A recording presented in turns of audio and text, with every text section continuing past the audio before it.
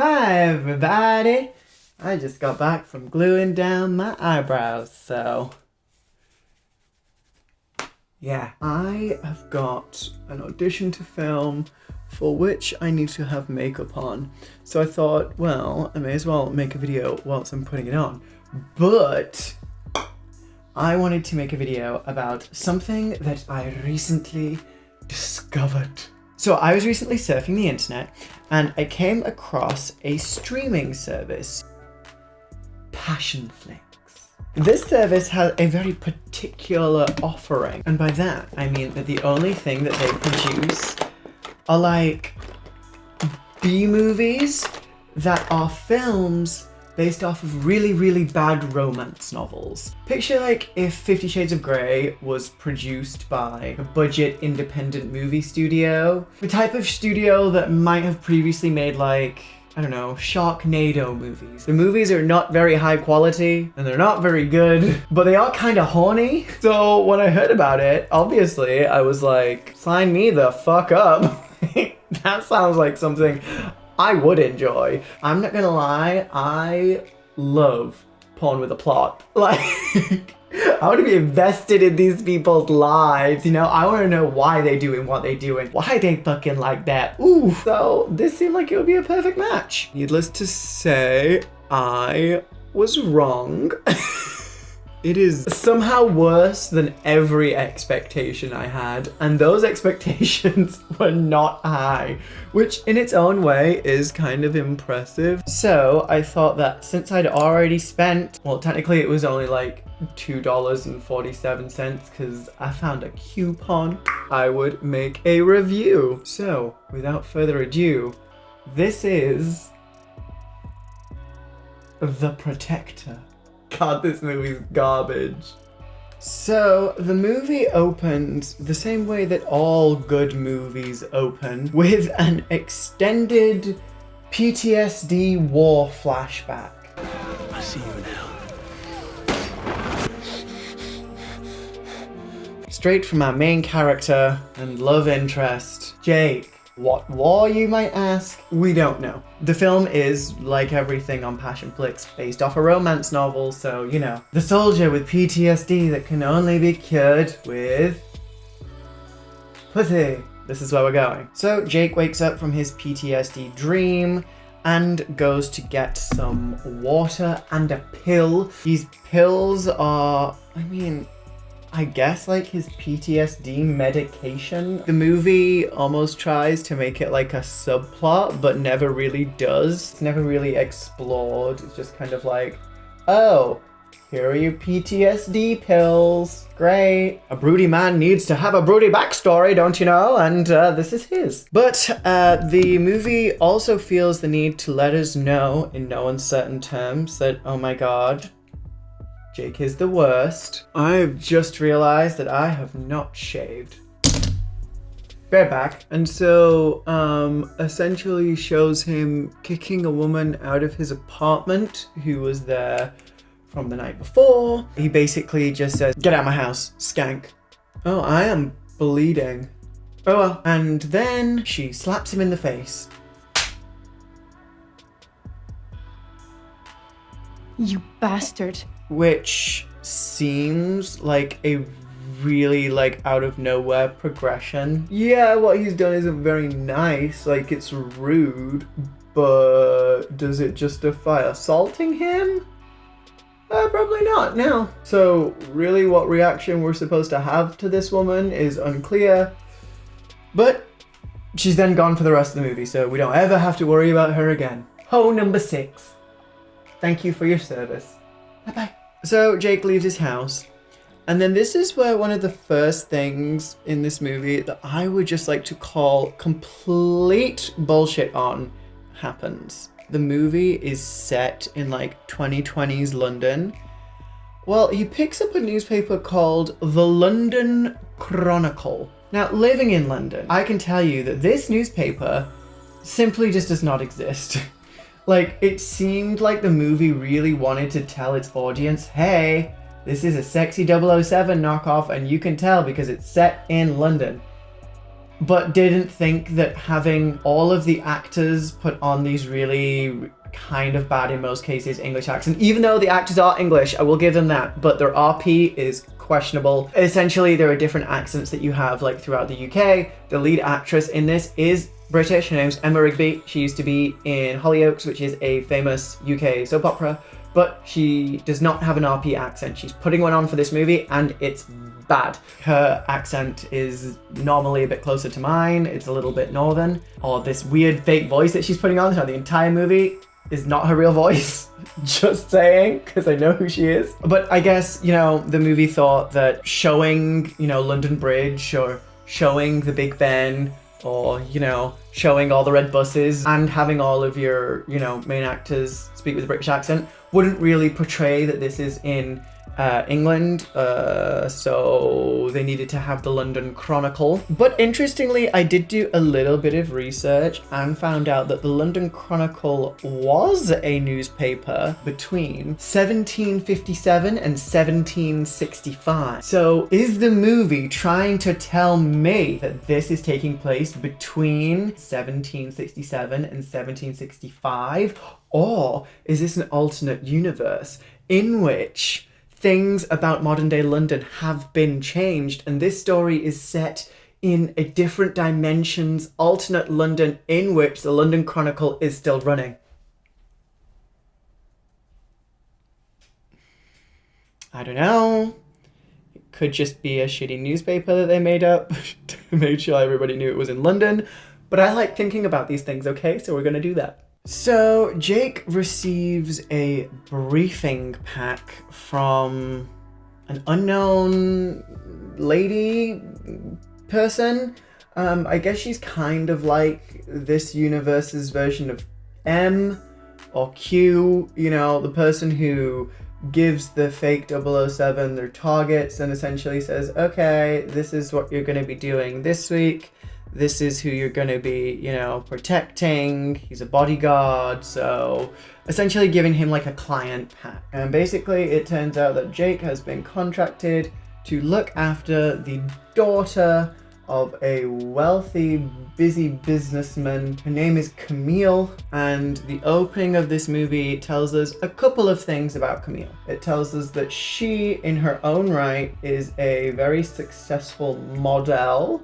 You know, she's essentially like Cara Delevingne, you know, she's like London's it girl, and that she loves a little bit of, you know, it's ski sneezing on those slopes. Whilst watching the movie, I kept thinking that this was gonna come back up again as like a plot point or as like a part of her character, but no, that's just enough information.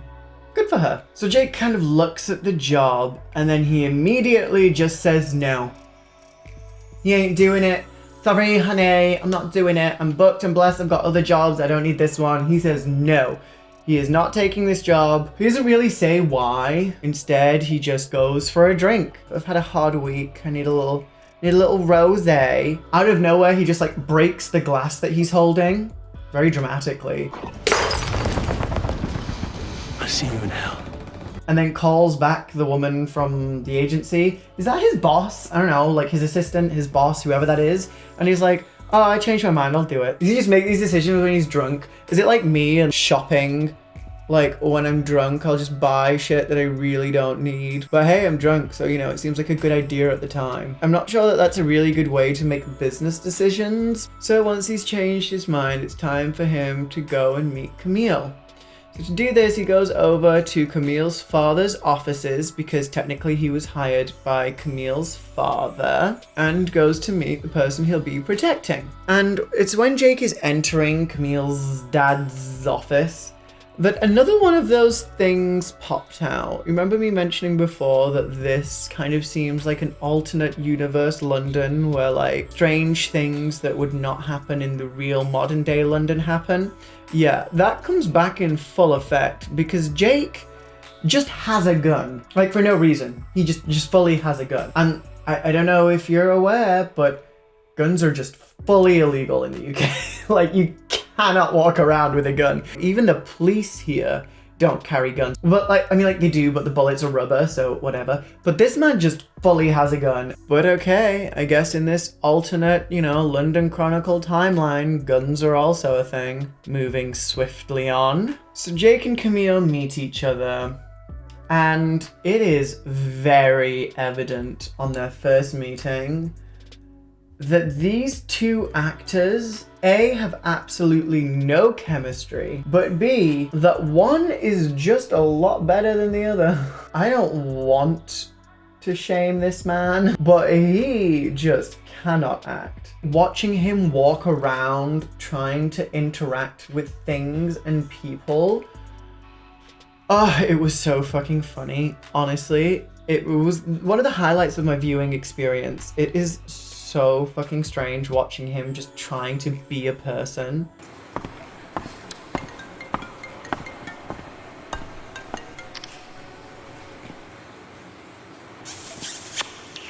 So Daddy Warbucks, which is Camille's dad, tells Camille, hey bitch, I'm being blackmailed and threatened and they are using you to do it. I don't know why, but they are, so you in danger, girl, essentially.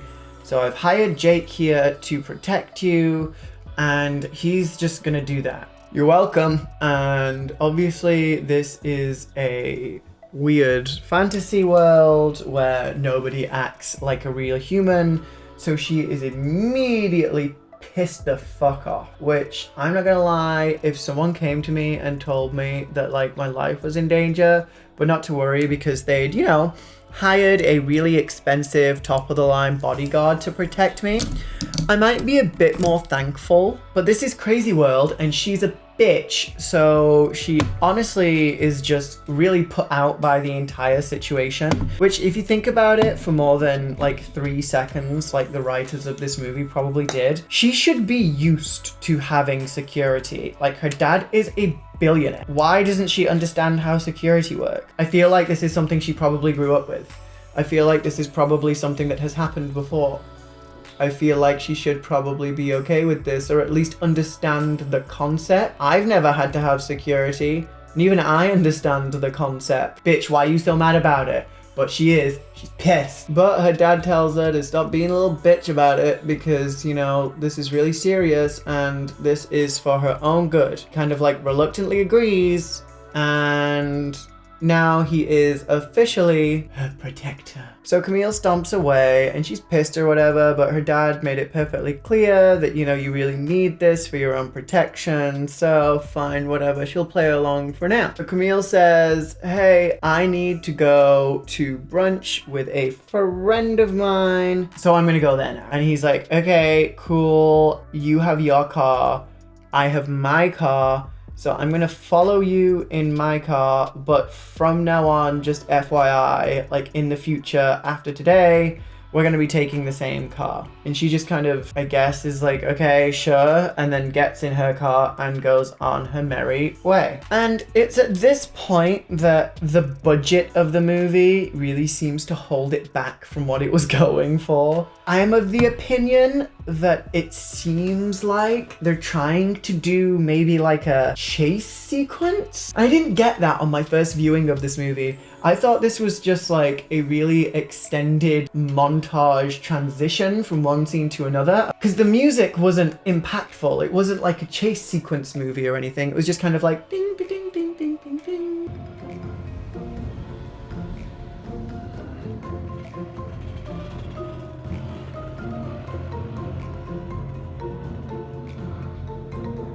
But I think after watching it again, what they were trying to go for is like, ooh, you know, she's trying to assert that she's independent and she's trying to lose him on the chase, you know? I think this is supposed to be a chase scene, but it's shot very poorly. They very clearly did not have the budget to actually do a proper chase scene down the streets of London, because I'm assuming that that would honestly be quite expensive and that the City of London would tell them no. I mean, they probably wouldn't want to be associated with this piece of shit movie.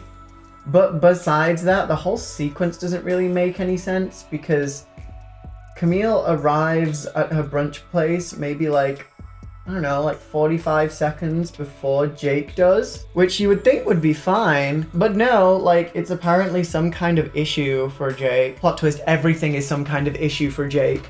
So because Camille arrives at brunch about 45 seconds before Jake does, he goes over to her, and this is where we get the movie's first attempt at spicy dialogue, because he looks at her and says,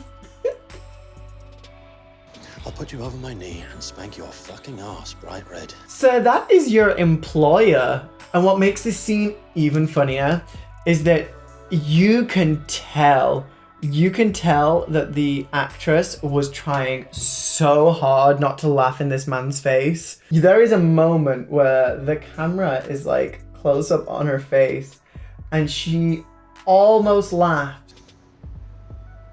You spanked me. She couldn't even act like she believed you. Like she's fully over there just like, my dude needs a mint. But it's after this that the film just kicks into like full montage mode. I suppose it's supposed to kind of be like, oh my god, look, they're falling in love. But there's nothing really to mark the passage of time in this movie. So it kind of feels like everything is happening over the course of like 2 to 3 days maybe. Which is kind of funny if you take into account everything that kind of goes on in those 2 to 3 days. I don't know. Is this like true to the experience of white people? Is this actually how you guys fall in love? No judgment, but it's not for me. I need to know his credit score first. He has a war flashback. They go lingerie shopping. He has another war flashback. He tells Camille he's going to quit. To which she kind of just seems like a little bit annoyed, but like mostly indifferent. She's kind of like, oh well, okay, I guess. But then her ex-boyfriend shows up at the door, and her ex-boyfriend had been mentioned like a couple of times, like in passing, but they just kind of mentioned that he got out of rehab. So I wasn't thinking that the ex-boyfriend was really like, you know, much of a player, like he'd really done much, because they'd just been like, oh yeah, he's out of rehab. Like, okay. Like, is he going to be on, like, a 10-step program? Like, is he going to be contacting Camille, like, trying to make amends for, like, you know, what he did when he was high or whatever? No, not really any of that. He just kind of comes to the door and is like, hey, can we talk? And she's like, no, which is just fair. That's her right to say. And then Jake just gets angry and he's like, okay, I'm not quitting anymore. Why? Because another man is within 15 feet of this woman. Okay. So they go to a club, and it turns out that whoever was in charge of, you know, hiring supporting roles for this, or extras, supporting artists, anything like that, was fired the day before because this club...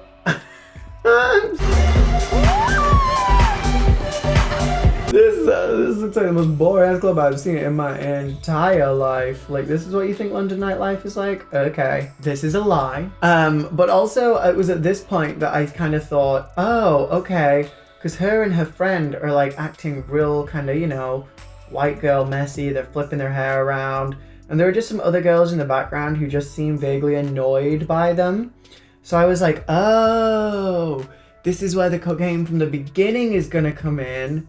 And, you know, she's going to start getting high and he's going to be all pissed off. And, like, you know, drugs is going to be, like, a staple. And this is where it's going to start happening. But no, that was just me giving this movie way too much credit. Because she just goes up to him, apropos of nothing, in the middle of a club and says, I need to wee. Want to watch? bitch, that's your employee.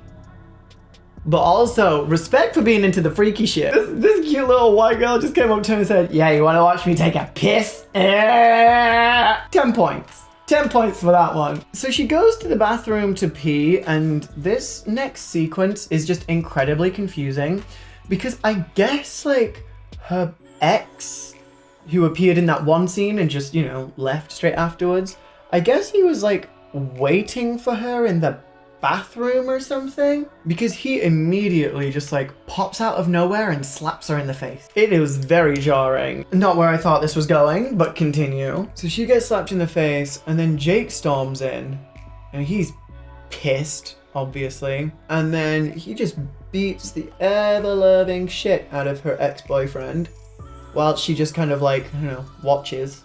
And I mean, yeah, that's fair. Like, I understand that. Like, you're a bodyguard. He just punched your client in the face. Like, I can get on board with this logic. I understand why you're doing this. But then, afterwards, instead of just, you know, like, escorting her off the premises, he bridal carries her. He literally, like, scoops her up in his arms and bridal carries her out the door whilst people just watch, like, oh.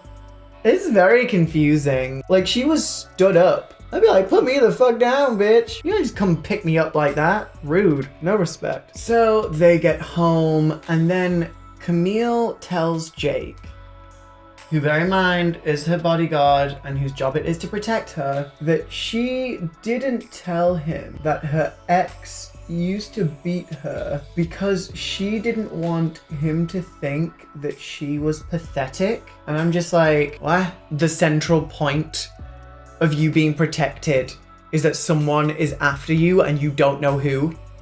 If that is the entire premise of this movie, why are you keeping that information from him when this is his job? You're a dumb bitch. Let's not look too closely at the movie, Emmerich. It'll start to fall apart.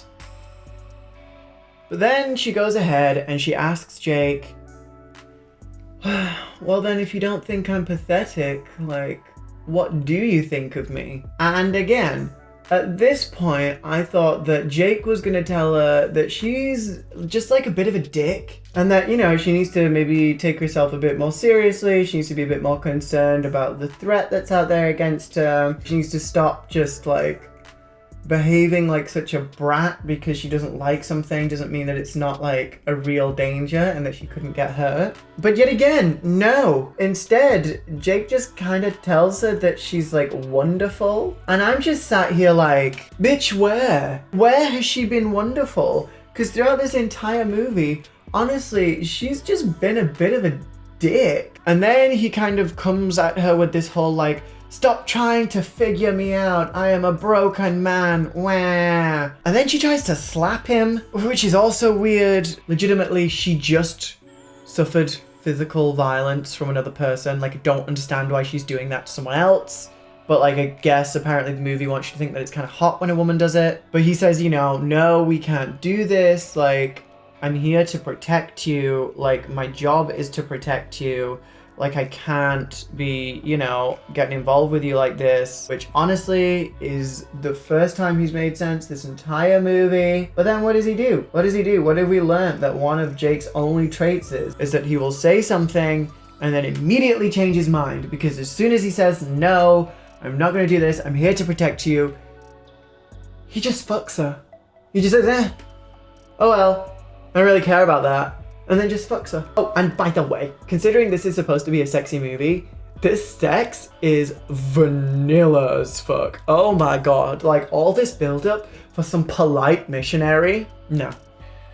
So, since Camille is a working model and Jake is her bodyguard, she's like, hey bitch, I have to go to work, so get in, loser, we're going shopping. She takes him to her job, and I was immediately just like, ugh, this is gonna be the start of some tiresome subplot whereby Jake is super jealous of, I don't know, any man that she works with, or the fact that she's a model, or whatever, blah blah blah blah blah. And yet, okay, of course that happened, but this movie really said, no, you know what we think people find really sexy?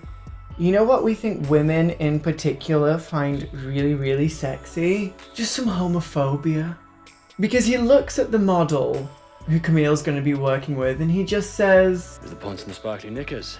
Jake then decides that he's not just a bodyguard, he's actually also, I guess, a modeling agent, and starts trying to give Camille, you know, advice for her career, which she does not take, thank God. There's some more tiring exposition about him having a dark and broody past, yada yada yada.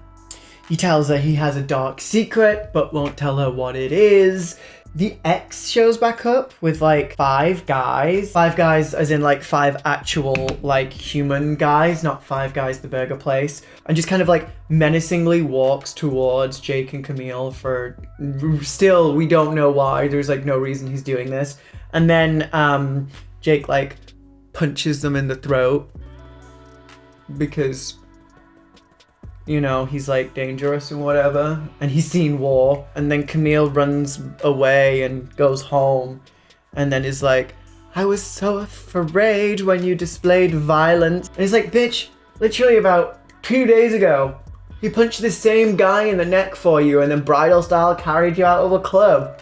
You weren't moaning then. We meet Camille's brother, who is honestly like a very minor character, but from the, I don't know, like cumulative minute he's on screen throughout the entire film, he has way more chemistry with the main actress than the lead actor does, and that's a little bit of a weird dynamic. I mean, unless you're into that kind of stuff. Jake and Camille have shower sex, and I'm not even going to talk about this scene. I'm just going to put in a clip of my live reaction to it. Okay, they've just started having shower sex, and I'm going to call it now that at one point in this shower sex scene, someone is going to do the Titanic kind of like hand on the shower door, steam, and you know, because this movie is very that energy. Let's see if I'm right.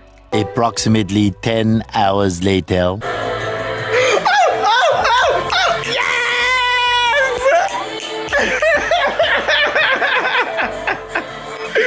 It had to happen. It had to happen. We love to see it. Oh, it's still... They did it twice! So after the shower sex, Jake's boss lady, his assistant, she essentially says to Jake, what the fuck are you doing sleeping with your client? Which is fair. And essentially then tells Camille, look, he does this all the time. He'll literally fuck anything with a hole. Good, someone told her, I guess. Camille's dad shows up and he's just like equally annoyed with the entire situation. But also the movie really wants to build up that, like, you know, the father can't be trusted. Like with Camille's ex-boyfriend, they really put no effort into even like trying to make him seem like a credible threat. So you're just kind of like, meh. He's like a B character. He doesn't really matter. And then in the end, yeah, he doesn't really matter. Nothing, plot twist, nothing ever comes of that character, ever. Kind of out of nowhere, they were like, but what if the dad is the villain? It's like, well, why would the dad hire Jake to look after Camille if he was the one who was sending people after Camille? Like, that doesn't make any sense. More exposition. Jake takes her to his country retreat, which of course he has, because this is, you know, a love story, so he has to be rich. He tells her that he loves her, which, again, if you remember me saying at the beginning of this movie, everything seems like it happens in the course of like 3 to 4 days. I'm like, dude, this is way too fast. But obviously, like, you know, it's a love story, so she's like, yes, I love you too. I love you so much, Jake. In that terrible RP accent that she's doing. Oh, and Jake also comes out with this line. I knew that one day I would meet a beautiful princess who needed protecting from a wicked father. Which, I'm not gonna lie, almost made me want to eat my own face out of just pure cringe. Like, someone really wrote that and thought, I should put this in a movie. They have a sexy scavenger hunt, which I'm not gonna lie, I love. Like, in theory, a sexy scavenger hunt is kind of like, okay, I could see that, you know, for a sexy movie, we gonna have a little sexy scavenger hunt. Like, I could totally get into that. Only, doesn't really work out very well. Like, essentially, Jake sends Camille on this sexy scavenger hunt and, like, you know, leaves her notes, like sexy little notes around the place. Only, I don't think that the actress understood what she was reacting to, because there's this scene that I find just infinitely funny. Like, listen to his words and just look how she reacts. One day, I'm going to fuck you on this ancient tree trunk.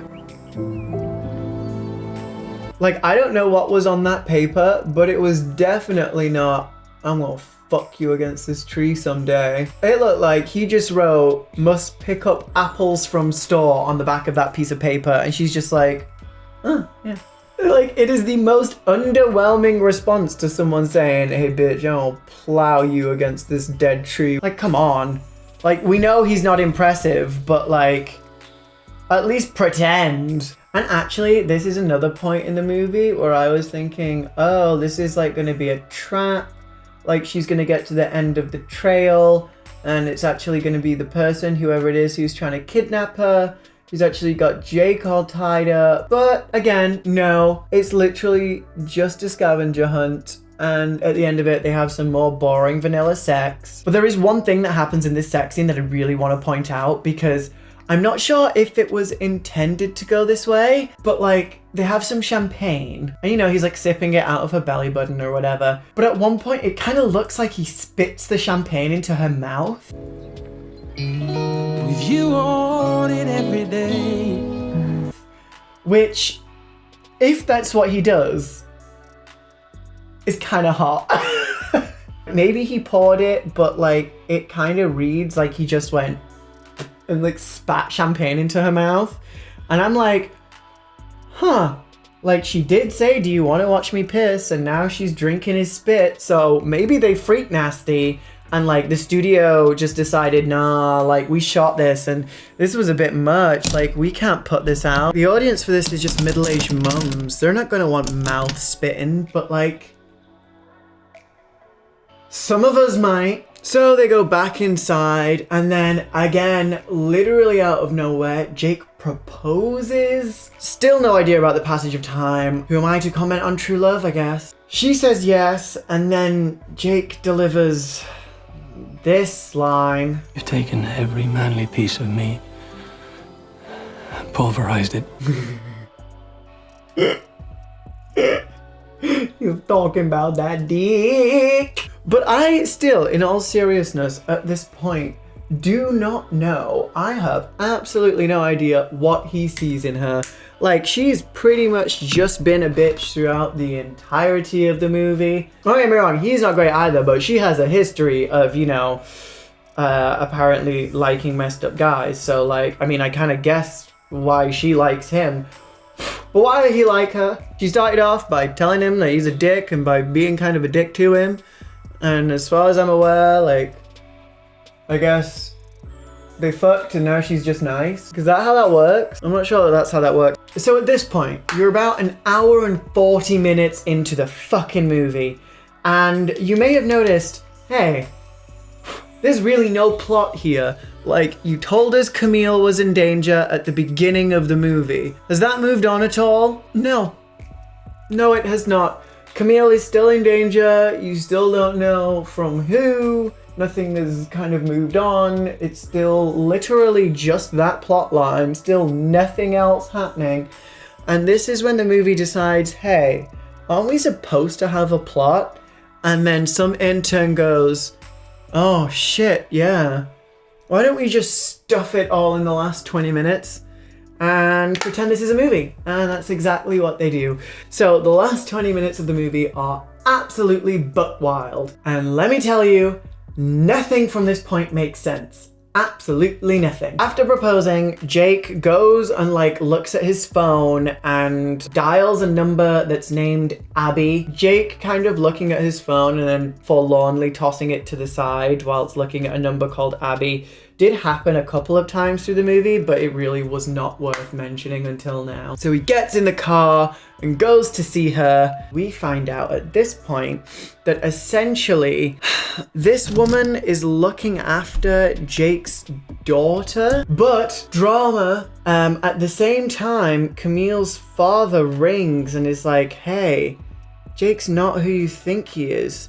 He's married. And in fact, he's actually gonna go see his wife right now, so you should go and, you know, be messy and confront his wife or whatever the fuck. And she's like, no, you don't know him. So she follows him and then, you know, sees that he's with a woman and then doesn't stick around to try and get an answer as to who this woman is or what's going on. She just immediately runs off, and then you have a tiresome second low-budget car chase throughout London. And this one culminates in Jake just getting out of his car and just shouting that he did have a wife before and she died because whilst Jake was at war, his wife slept with his best friend. Jake came back from war and essentially found his wife sleeping with his best friend. If you haven't noticed, this is stolen directly from the plot of Bridget Jones's Diary, apart from the war bit. Was this a Bridget Jones's Diary fanfiction? The plot thickens. And this story, if you take more than, well, I don't know, like a minute to think about it, really doesn't make any sense. So you're telling me that you had a baby, then you went to war, then your wife cheated on you whilst you were away at war. You come back from war, find your wife sleeping with your best friend, leave her, she gets hit by a truck and dies, and then you leave your child? Why? Why did you leave the child? You thought, no, it's better that this kid really has no parents. Real petty of you, I guess. Maybe he thought the child wasn't his, but I mean, there's been enough time that you could get a DNA test. Like, I know Jeremy Kyle's been cancelled, but you can still get those. So then Camille gets kidnapped again for some reason. We have no idea why. And then Jake immediately just goes off the rails, goes to her dad and is like, tell me what you know. And he's like, well, I didn't kidnap her. Why would I kidnap my own daughter that I hired you to protect? Great job, by the way. And Jake's just like, what have you done? I know there's more to you. Tell me. And essentially, it turns out that the movie has spent all of this time trying to show us that the father is indeed a bit of a creep because Camille's father is a pedophile. That's it. That's the reveal. That's the reveal of the father subplot. He just is a pedophile. But then Jake's boss / assistant, again, dynamic never made clear, basically just calls Jake and says, hey, I know who kidnapped Camille. And he's like, great, tell me who. And Jake just immediately finds her. It's like super easy. But what really gets me about this whole thing is the reveal of who kidnapped Camille and why. So essentially, we find out that the person who ordered that Camille be kidnapped was, let me get this right in my brain because it's stupid. So Camille's brother is her half-brother, apparently. And the mother of Camille's brother has a brother who was in prison who wanted to kidnap Camille because Camille's father was a pedophile? What? That don't make no goddamn sense, bitch. That just don't make no sense. Was the fact that you were a pedophile not enough for blackmail? Was that not enough? No? You needed more? Because let me tell you, that seems like that should be enough. You should be exceedingly concerned about that, sir. But no, I guess you weren't concerned enough, so then they had to kidnap your daughter? And then, after Camille is rescued, the movie just ends. It literally wraps everything up by voiceover. It doesn't even stick around to be like, hey, here are some unresolved plot threads. No, the voiceover just kind of says, Camille's dad was caught with an underage girl. Doesn't tell you what happened to him. Oh, Camille and Jake live happily ever after. Cool. I mean, it still seems like they have a lot of issues to work out, and like, I still don't understand why Camille was being targeted. Like, this whole movie is about why Camille is being targeted, and I still don't know. You never find out. You legitimately just don't find out why. It's like, yeah, the dad was being blackmailed. Okay, great, but why was Camille targeted? Why did they target her? I don't know. I still don't know. I'm gonna go put my lashes on, then we're gonna have some final thoughts, okay? Damn stupid movie. Ancient drag queen secret. When you don't want to actually glue it down, leave some bits out the side to hide it. Girl, it's been a long day. I don't want to have to glue this down. So, all in all, I have to say, my first voyage into passion flicks was absolutely everything I wanted it to be. The movie, terrible. This movie just starts a load of plot points, doesn't really finish them, and it's basically just one big long montage, kind of like punctuated with really vanilla sex.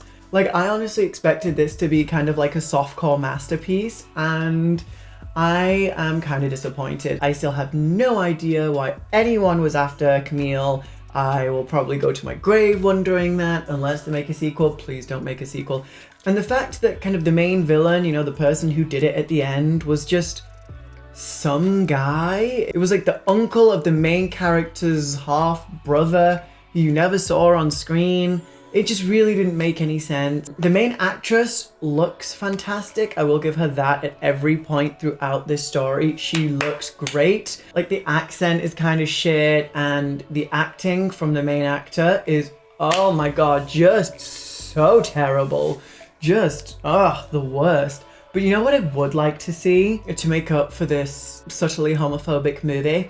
I would love to see Passion Flicks take the brother and just put him in a little bit of a gay situation. Like, I think that the 1 minute that the brother was on screen was kind of a highlight, so let's give him something to do. Hey, I'm a better actor than that guy, so fuck, hit me up, bro. Let's see what we can do. I have IMDb credits. And yeah, I think that's it. I am done dissecting the plot of this movie. Let me know what you guys thought in the comments down below. Did you watch The Protector? Did you enjoy it? Are there other Passion Flicks films that I should really get into? I saw on their website they've got a couple of other things that I might explore. There was one that had like 3 or 4 parts, and I was like, oh, they're really keeping going with this one. And then I saw they had like a supernatural one that I might get into. But honestly, I'm waiting for the gay stuff. Where's the gay stuff? Passion Flicks. Come on, that's an untapped audience. I will volunteer as tribute to be in one of your amazingly stellar movies. But yeah, if you like this video, please make sure to leave a like, comment, and subscribe. Let me know what movies you'd like me to review next, if any. And as always, kisses from England. Bye guys!